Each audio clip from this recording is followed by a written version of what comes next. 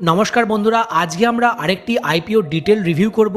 আর এই কোম্পানিটি হচ্ছে বিক্রম সোলার লিমিটেড। আমরা দেখেছি বিগত কয়েক বছর ধরেই এই এনার্জি ট্রানজিশনে অনেক বেশি একটা মেগা ট্রেন্ড হচ্ছে ভারতে। আর এই এনার্জি ট্রানজিশনের একটি পার্ট হচ্ছে সোলার মডিউল ম্যানুফ্যাকচারিং বা সোলার সেলের ম্যানুফ্যাকচারিং, তার ইপিসি করা, তার অপারেশন এবং মেনটেনেন্স। এই বিক্রম সোলার লিমিটেড কিন্তু এই সেগমেন্ট থেকেই বিলং করছে। আর আমরা দেখেছি লাস্ট ইয়ারই প্রিমিয়ার এনার্জি বা ওয়ারি রিনিউয়েবল এনার্জি, ওয়ারি এনার্জির মতো শেয়ারগুলি কত ভালো আউট পারফর্ম করেছে, তাদের বিজনেস এক্সপোনেনশিয়াল ওয়েতে গ্রো করছে। আর এই সেম সেগমেন্টেই কাজ করছে বিক্রম সোলার লিমিটেড। বন্ধুরা আসুন আমরা বিক্রম সোলার লিমিটেডের ডিটেল রিভিউ আপনাদের সাথে শেয়ার করি।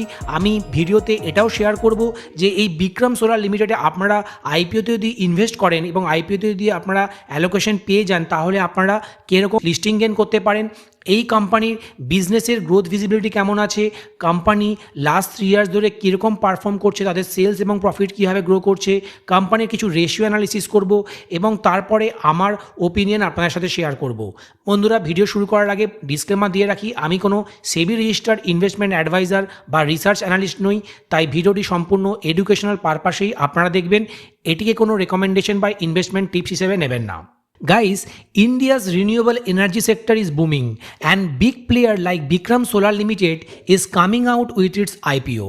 But the big question is, should you invest or stay away? কোম্পানির ওভারভিউ যদি আমরা দেখি, Vikram Solar is one of the India's largest solar PV module manufacturer with 4.5 gigawatt installed capacity. They started in 2009 with just 12 megawatt and now plan to expand to 20.5 gigawatt by 2027. Plants are located in Kolkata, Falta SEZ আছে and Chennai আছে ওরাগোডামে। They are also moving into solar cell, 12 gigawatt এরা plan করে ফেলেছে, and battery energy storage up to 5 gigawatt per hour. Efficiency level improved from 17.5% in 2016 to 23.6% in 2025, earning them global recognition in PVEL top performer list for 7 years straight. তাহলে এদের operational efficiency আপনারা দেখতেই পারছেন। এখন কোম্পানির big clients যদি দেখি, customers include NTPC, Adani green, JSW energy, Azure power, অ্যাকমে, AMPIN and more. They even built the world's first fully solarized airport in Kochi. এখন আমি আইপিও ডিটেলস যদি দেখি, ইস্যু সাইজ 2079 করোড়ের, ফ্রেশ ইস্যু আছে 1500 কোটি টাকার, অফার ফর সেল আছে 579 করোড়ের। মানে কোম্পানির অফার ফর সেল আর হচ্ছে ফ্রেশ ইস্যু, কোম্পানি এক্ষেত্রে ফ্রেশ ইস্যু বেশি আনছে। তার মানে এই 1500 কোটি টাকা কোম্পানি তাদের বিজনেসের এক্সপ্যানশনে কাজে লাগাবে। আর এক্সিস্টিং ইনভেস্টাররা 579 কোটি টাকা সেল করতে চাইছে, তারা এই কোম্পানি থেকে এক্সিট নিতে চাইছে, তারা প্রফিট বুকিং করতে চাইছে। কোম্পানির প্রাইস ব্যান্ড কত রাখা হয়েছে আইপিওতে? 315 থেকে 332 টাকা পার শেয়ারে। Lot size 45 share minimum.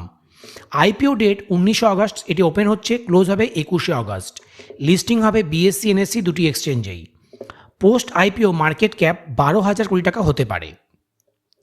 এখন কোম্পানির ফাইন্যান্সিয়াল পারফরমেন্স যদি দেখি, ফাইন্যান্সিয়াল ইয়ার 2023-এ রেভিনিউ ছিল 2000 কোটি টাকা, প্রফিট ছিল মাত্র 14 কোটি টাকার। যেখানে ফাইন্যান্সিয়াল ইয়ার 2024-এই এই রেভিনিউ বেড়ে হলো 2500 কোটি টাকা আর প্রফিট বেড়ে হলো হোপিং 80 করোড়। তারপরে বছর FY25-এ দেখুন রেভিনিউ 3460 কোটি টাকা হলো, প্রফিট হলো প্রায় 10 গুণ বেড়ে ফাইন্যান্সিয়াল ইয়ার 2013 রেসপেক্টে 140 কোটি টাকা।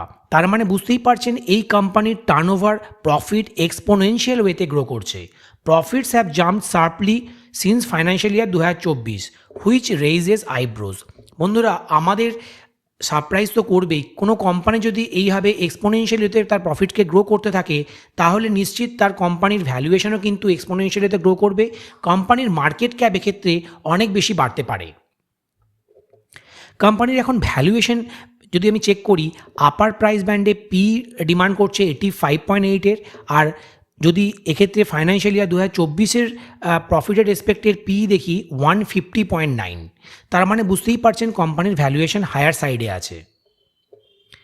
এখন আমি কোম্পানির পিয়ার্স কারা কারা আছে, ওয়ারি এনার্জি, প্রিমিয়ার এনার্জি, ওয়েবসল, এদের পি কিন্তু 30 থেকে 40-র মধ্যেই।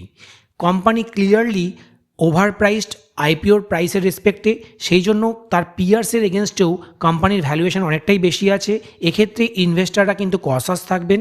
এক্ষেত্রে যদি তাদের লিস্টিং গেন হয়েও থাকে, মিড টার্মে কিন্তু খুব বেশি প্রাইস অ্যাপ্রিসিয়েশনের সুযোগ থাকছে না। কিন্তু কোম্পানি যদি কনসিস্টেন্টলি তাদের বিজনেসকে আরও গ্রো করতে থাকে, তাহলে আমি নিশ্চিত এই কোম্পানি আগামী দিনে আরও বেশি ভ্যালুয়েশনে ট্রেড করবে। এই কোম্পানির মার্কেট ক্যাপ এক্সপোনেনশিয়ালি গ্রো হতে পারে এই লেভেল থেকেও। কোম্পানির মার্কেট ক্যাপ কিন্তু এই লেভেল থেকেও এক্সপোনেনশিয়াল ওয়েতে, কোম্পানির মার্কেট ক্যাপ এই লেভেল থেকেও এক্সপোনেনশিয়ালি গ্রো করতে পারে।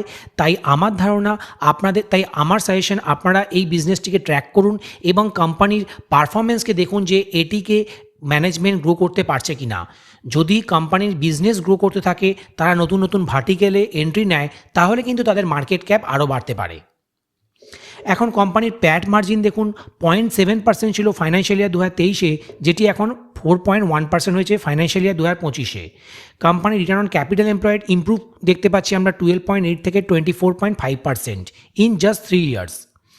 Improving margin is improving but still thin compared to global solar leaders.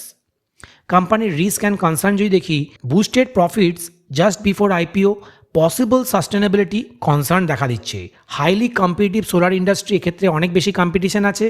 Recently US tariff development could impact its export. IPO is exorbitantly price versus its pears.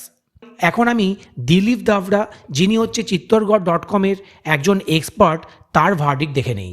Vikram Solar is a leader in solar manufacturing with ambitious expansion plans, but based on valuation the IPO looks expensive. Only well informed or cash surplus investor may apply for long term, others should stay away. বন্ধুরা, এখন আমরা চিত্তরগড়.com-এ চলে এসেছি।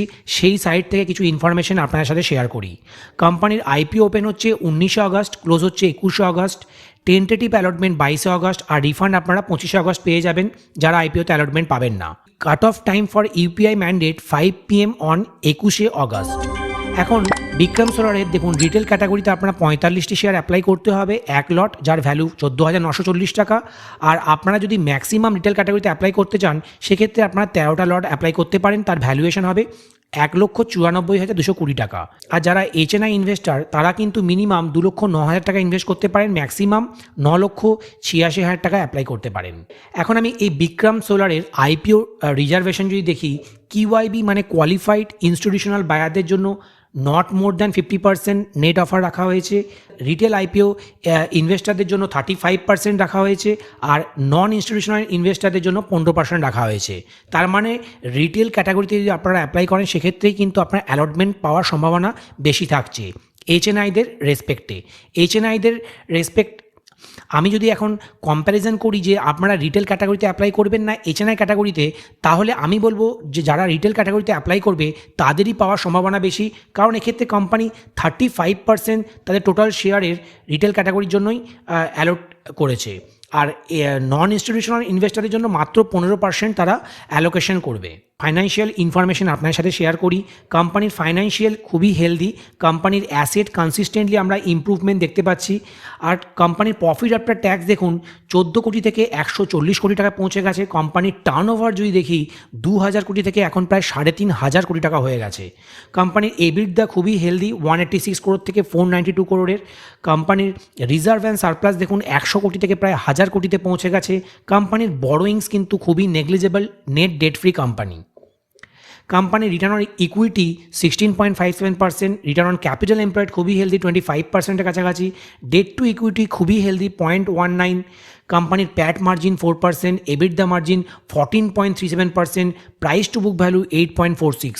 কোম্পানির যদি আমি দেখি, pre IPO 75, post IPO 85 point. Post IPO price অ্যাপ্রিসিয়েশনের সুযোগ খুব বেশি থাকছে না, কারণ অলরেডি এদের আইপিওটি ফুললি প্রাইসড। এখন আমি বিক্রম সোলারের গ্রে মার্কেট প্রিমিয়াম যদি দেখি, এক্ষেত্রে দেখতে পাচ্ছি 20.48%। এক্ষেত্রে স্ট্যাটিক হয়ে গেছে 13ই আগস্ট থেকে দেখুন 18 আগস্ট অবধি। এর কিন্তু জিএমপি গ্রে মার্কেট প্রিমিয়াম খুব একটা বাড়ছে না, তাই এক্ষেত্রে ইনভেস্টারদের হাইপ বা ফিয়ার অফ মিসিং আউট খুব বেশি দেখতে পাচ্ছি না। তবে আমার ধারণা প্রিমিয়ার এনার্জি, ওয়ারি এনার্জির মতো এই বিক্রম সোলারের আইপিও মার্কেটে ধামাকা করতে পারে। এক্ষেত্রে আমরা একটা ভালো লিস্টিং গেইন দেখতে পারি। বন্ধুরা, এক্ষেত্রে বলে রাখি, গ্রে মার্কেট প্রিমিয়াম একটা ভেগ ইন্ডিকেটার। এটিকে আপনারা সিওর শট ভাববেন না যে 20% লিস্টিং গেইন হবেই। এটি একটা সেন্টিমেন্টকে দেখাচ্ছে যে মার্কেটে ইনভেস্টারদের সেন্টিমেন্ট কতটা বুলিশ, আর তারা ভাবছে যে 20% আপসাইড দেখাতে পারে। বন্ধুরা, আজকের ভিডিওটি আপনাদের কেমন লাগলো? আমাদের আইপিও রিভিউ যদি আপনাদের ভালো লাগে, চ্যানেলটিকে অবশ্যই সাবস্ক্রাইব করতে ভুলবেন না, ভিডিওটিকে লাইক করবেন এবং বন্ধুদের সাথে অবশ্যই শেয়ার করবেন। বন্ধুরা, ভালো থাকবেন এবং কমেন্টে আপনারা অবশ্যই ফিডব্যাক জানাবেন। নমস্কার, জয় হিন্দ।